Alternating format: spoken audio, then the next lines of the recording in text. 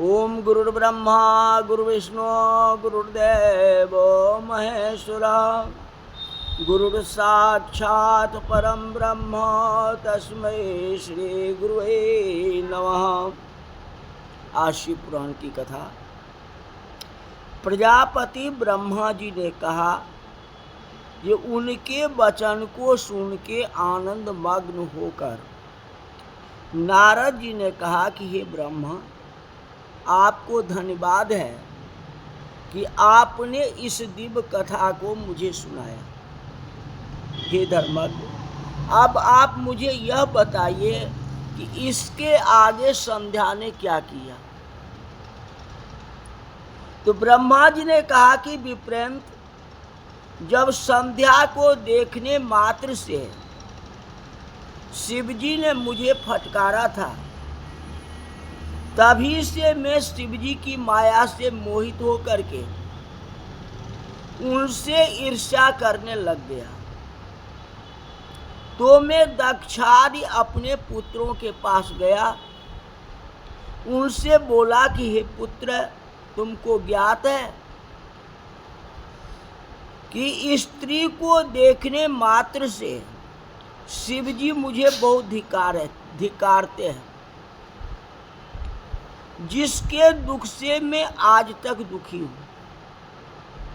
अतः जैसे भी हो, महादेव जी स्त्री ग्रहण कर लें, तब मुझे शांति आएगी। क्या तुम लोग मेरा इस कष्ट को दूर करने का कोई उपाय कर सकोगे? मैं अपने पुत्र से ऐसा कह ही रहा था कि उसी समय रति सहित कामदेव वहां आ पहुंचा। तो मैंने उसको बहुत प्रशंसा करके कहा कि बस अब तुम जगत के लिए शिवजी को मोहित करो, तुम्हारे सिवा दूसरा उन्हें मोहित नहीं कर सकता। महादेव जी पर अनुराग करने से तुम्हारे श्राप का भी शांति होगी और जगत का कल्याण होगा। क्योंकि जब शिवजी को स्त्री का अनुराग होगा, तब तुम्हें भी तार देंगे, तुम्हें भी मुक्ति मिल जाएगी। इस प्रकार कामदेव ने मुझसे कहा कि मैं आपका वचन पालन कर शिवजी को मोहित अवश्य कर दूंगा, परंतु स्त्री का निर्वाण तो आपको करना है। तब मैं और दक्ष इस चिंता में पड़ गए कि किसके द्वारा उन्हें मोहित करें। फिर चिंताग्रस्त मेरी और उनकी श्वासों से जो सुरभित वायु निकला, उसके पुष्प समूह से भूषित बसंत उत्पन्न कर दिया। तो ऐसा श्रेष्ठ की आविर्भूत हुआ। देखकर मैंने मदन से कहा कि मनमथ, तुम सर्वदा काम के सहचर हो। हे काम, तुम अपने इस बसंत आदि सहचरों सहित रति को साथ में लेकर के शिवजी को मोहित करने का उद्योग करो, प्रयास करो। फिर स्वपत्निक काम ने प्रसन्न हो मेरे चरणों में प्रणाम किया और महादेव जी के स्थान को चले गए। ब्रह्मा जी ने कहा कि यहाँ जाकर के काम ने प्राणियों को मोहित करने वाला अपना प्रभाव फैला दिया। बसंत ने भी उसका साथ दिया। कामदेव ने शिवजी को मोहित करने के लिए अनेक प्रकार के यत्न किए, प्रयास किए, परंतु उनके सारे प्रयत्न व्यर्थ हो गए।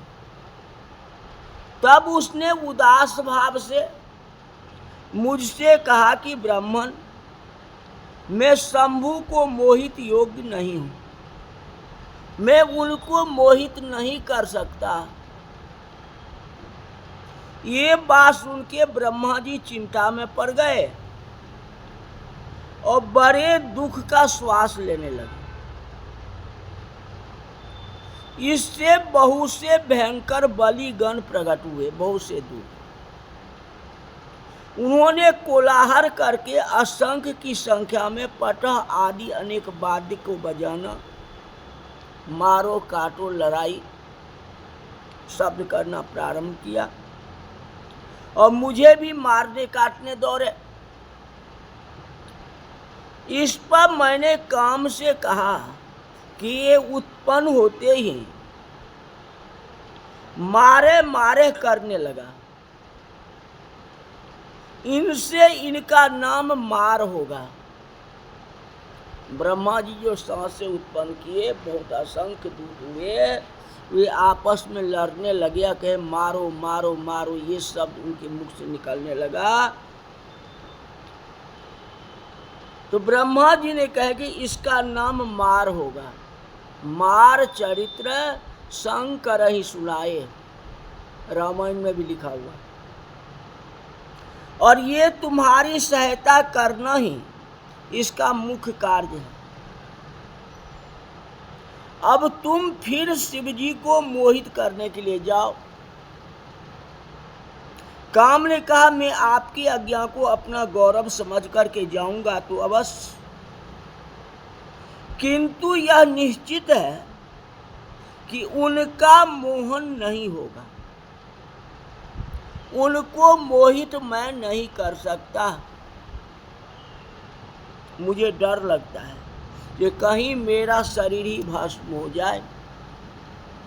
यह कहकर के काम अपने बसंत रति और मार्गन को साथ लेकर के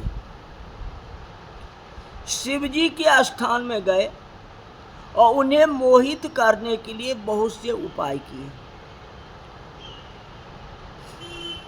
परंतु परमात्मा शिव मोहित नहीं हुए। फिर वह काम लौट करके मेरे पास चला आया दूसरी बार और मुझे प्रणाम करके मेरे समीप में आके बैठ गया। अब बोला कि ब्रह्मा जी, शिव जी को मोहित करने का कोई दूसरा उपाय करो, मेरे बस की नहीं है।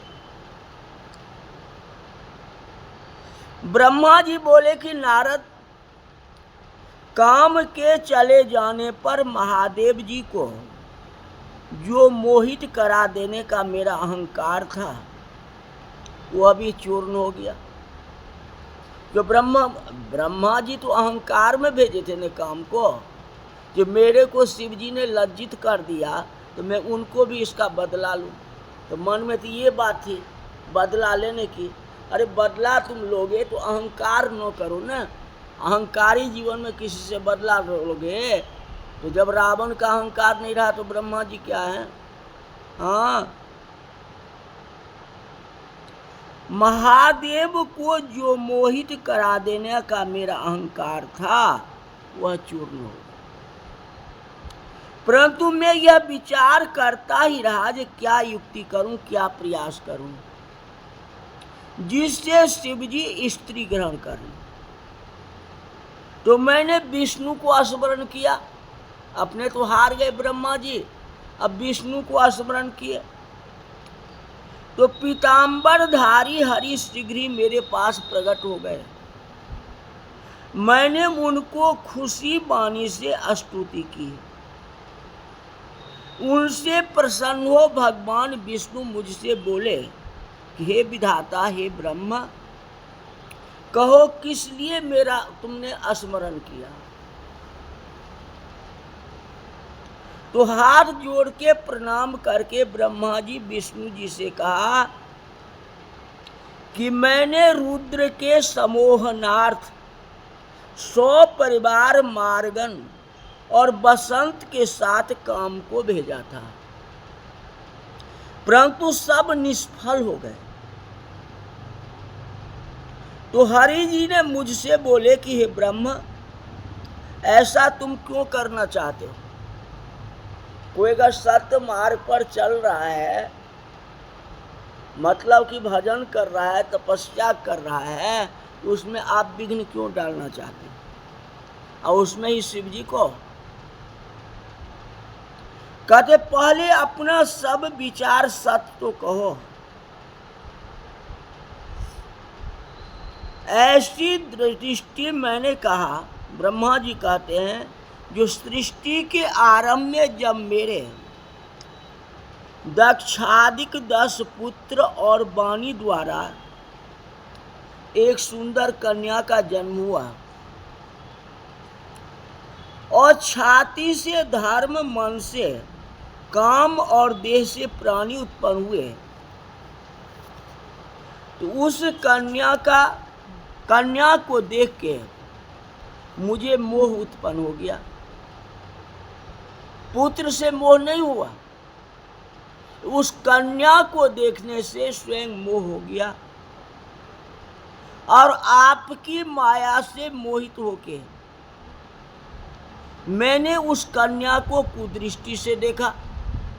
थी तो हमारी पुत्री, तो मैंने उत्पन्न किया न। हाँ, अब उसके ऊपर मैंने कुदृष्टि डाला, तो उसी महादेव जी ने आके मुझे और मेरे पुत्र को धिक्कारा। माने ब्रह्मा जी भी देख रहे थे, उनके जितने पुत्र थे सब देख रहे थे, तो भाई भी देख रहा था और पिता भी देख रहा था। कहने का मतलब ये हुआ, तो महादेव जी ने आकर के मुझे धिक्कारा, मेरे पुत्र को भी धिक्कारा, मेरे पुत्र के समक्ष मेरी निंदा की। अब बेटा के सामने बाप का निंदा करेगा तो बाप को कितनी आत्मग्लानि होगी, आप जानो। यही दुख मुझे सता रहा है। हे केशव, अब वह भी स्त्री ग्रहण करे तो मेरा दुख दूर हो जाएगा, वे बचे ही क्यों रहे। नारद, मेरी ऐसी बात सुनकर के भगवान हंसे और मुझसे बोले कि विधाता ब्रह्मा, आप सब लोगों की कर्ता और वेद वक्ता होकर ऐसे महामूर्ख मति वाले क्यों हो गए? आपका मति क्यों बिगड़ गई? आप तो वेद शास्त्र पढ़ते हो। तुम शिव जी से ईर्ष्या को त्याग दो, उनसे ईर्ष्या मत करो। यदि तुम्हारे विचार से शिव जी को स्त्री ग्रहण करना ही है,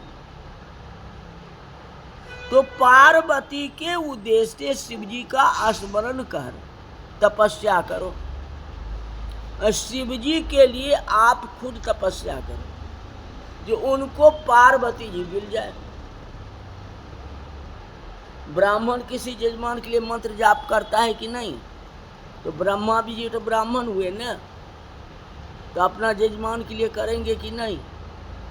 विष्णु भगवान कहते हैं उनके लिए तुम अनुष्ठान करो, जिस अनुष्ठान से उनको पार्वती जी प्राप्त हो। अपने उद्देश्य से हृदय में पार्वती का ध्यान करो। यदि वह भगवती प्रसन्न हो गई, अगर माता प्रसन्न हो गई, तुम्हारे सब काम पूरे हो जाएंगे,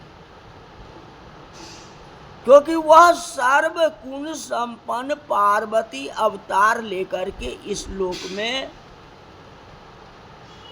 कहते इस लोक में किसी की कन्या हो जाए, वही उमा वही पार्वती जो है फिर से अवतार ले और किसी का कन्या हो जाए तो शिव जी की पत्नी हो जाएगी। इसके लिए तुम दक्ष को आज्ञा दो कि वह तपस्या करे, जिसकी भक्ति से पार्वती वहां की उत्पन्न हो जाए। तब कहीं दक्ष के यहाँ सती नाम से पार्वती का अवतार होगा। अब विष्णु ने कह के अंतर्ध्यान हो गए, रास्ता बतला दिए। अब इस बात को तो मानना ही पड़ेगा न शिव जी को। प्रबल प्रेम के पाले पड़कर प्रभु का नियम बदलते देखा तो प्रेमता से अगर तपस्या करोगे तो शिव जी तो औषधदानी है, तो ब्रह्मा जी को भी खुश करना होगा, उनको भी वरदान देना होगा, और दक्ष प्रजापति को भी वरदान दे देंगे, ये जो तुम्हारी इच्छा वो प्राप्ति हो।